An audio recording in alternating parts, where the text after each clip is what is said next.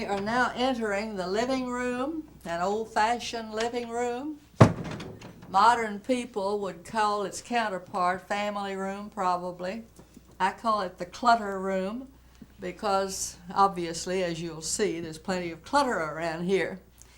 But we're going to start over here by the door where I entered, showing a collection of diplomas representing a tremendous amount of work by a young woman who was devoted to her academic pursuits. I'm talking about my mother's oldest sister, Amelia Worthington Williams. She became Dr. Williams, as you see in the diploma at the very top. Here at the bottom, we start with her earliest training.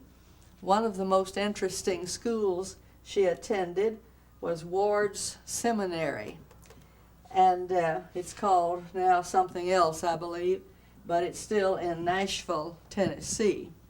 And from various other schools, she received her BA and MA degrees, and then, as I said, climaxed with the Doctor of Philosophy in History at the University of Texas, where she taught and did research work from 1925 until her death in 1958. That is almost to the time of her death.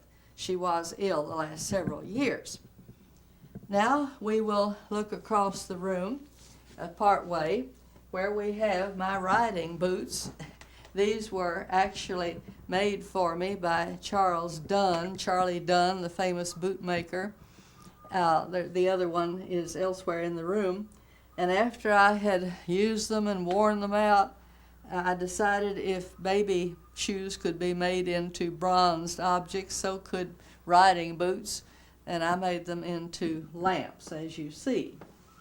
Another pair of items, interesting, would be over here on this wall, the real longhorns. Now, those are not mechanically made. They're not modern. They come from the days of the great ranches in West Texas, when the great ranches were at their peak, at their prime, probably in the 1880s. As we said in the parlor, members of the church, when going someplace, would bring back souvenirs and interesting gifts to their minister. And so these people, whoever they were, I wish I knew, went to West Texas on one of the big ranches and brought back these actual longhorns. And to me, they represent the true longhorn spirit. Here on the mantelpiece, we have children's banks, which belonged to my father and to his older brother, Asher Graham Smoot. This one in the middle is the funniest, probably.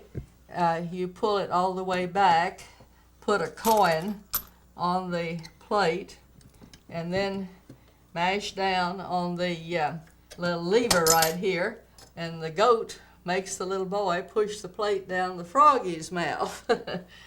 This one is also clever.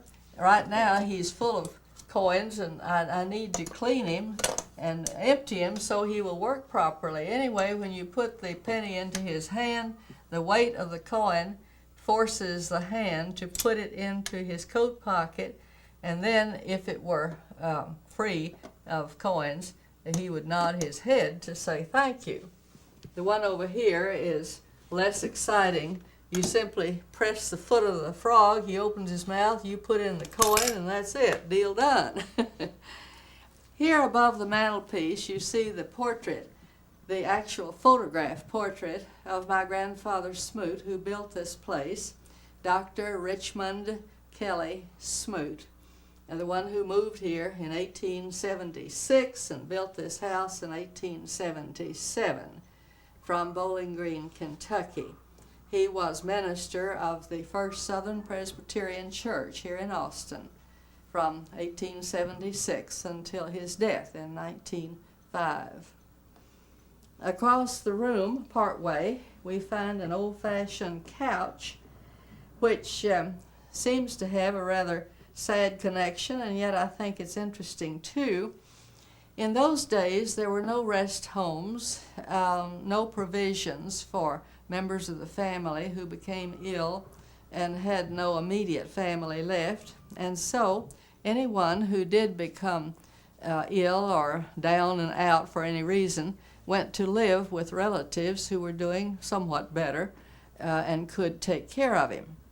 Two of my great uncles, one on my grandfather's side and one on my grandmother's side, came here to live out their last days. And coincidentally, both of them lay down on this couch for an afternoon nap and never woke up. They both died on this couch. There's more about the times in which they lived, about their burial, because both wanted to be taken back to, one to Kentucky, one to Tennessee. It was in the wintertime, and there were no bridges across the Mississippi. The Mississippi was full of ice floes, and in one instance, the body had to be buried here in Austin, later was exhumed, and in better weather, moved back to his final resting place. Close by, a beautiful nut bowl from the Graham family. But the real point on this desk is to show you the picture, the complete class picture of the law class of 1899, graduating from the University of Texas. The entire faculty is shown up here in these three rectangular pictures, the only three teachers, and all the other pictures are of the students. My father is one of those, and he did go on to work with the Supreme Court of Texas, as I've said, for 66 years. Many of those other men shown there became some of Texas' most outstanding jurists, attorneys, connected with the legal profession in famous ways.